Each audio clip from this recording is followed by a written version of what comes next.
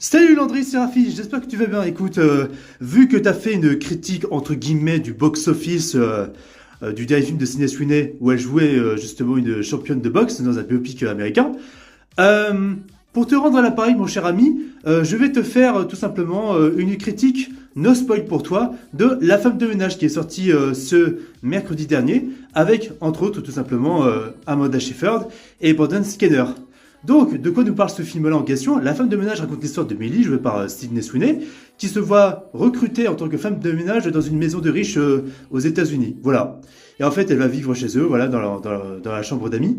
Et en gros, elle va se rendre compte que sa patronne et justement les gens de la famille sont un peu bizarres et socialement parlant, ça devient instable et jusqu'à, comment dire, faire des révélations qui sont pour le moins assez saugrenues, pour te le dire franchement. Et donc, qu'est-ce que j'ai pensé de ce film-là? Bah déjà, tu critiquais Sydney Sweeney parce que voilà, elle est pour Trump, tout ça, mais peu importe pour qui elle vote, si elle est talentueuse, si elle est humaine avant tout, on s'en bat les couilles de ça. Et donc, je te le dis à toi, Landry, ce film-là est très très bon.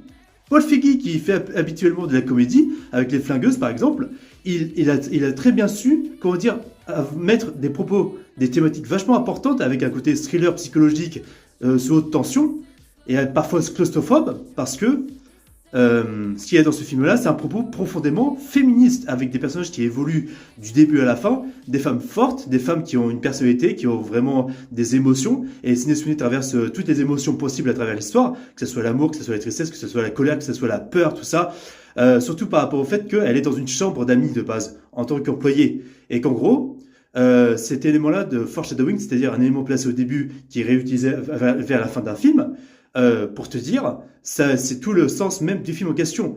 Avec justement ce trou de serrure que tu vois dans l'affiche du film en question. C'est pas du spoil, c'est justement le propos qui est mis en avant dans ce film-là. Avec un propos très féministe par rapport aux rapports humains qui sont très conflictuels aujourd'hui, sans être moralisateur, sans être pour autant caricatural, avec un casting exceptionnel, avec une violence assez viscérale sur le propos, avec vraiment les émotions de Sydney Sweeney où en fait on vit les émotions avec elle, on vit toutes les émotions par rapport à ce qu'elle dégage dans son jeu, tout simplement. Avec aussi parfois des plans intimistes de gros plans où justement on voit les réactions des personnages qui sont à bout émotionnellement parlant. Avec aussi un propos sur les pervers narcissiques qui sont bien dénoncés dans ce film-là. Le fait aussi que voilà, ce film parle d'amour, de manipulation, de haine, de féminisme, parle tout simplement, on va dire, de sociabilité, et tout simplement pour vous dire.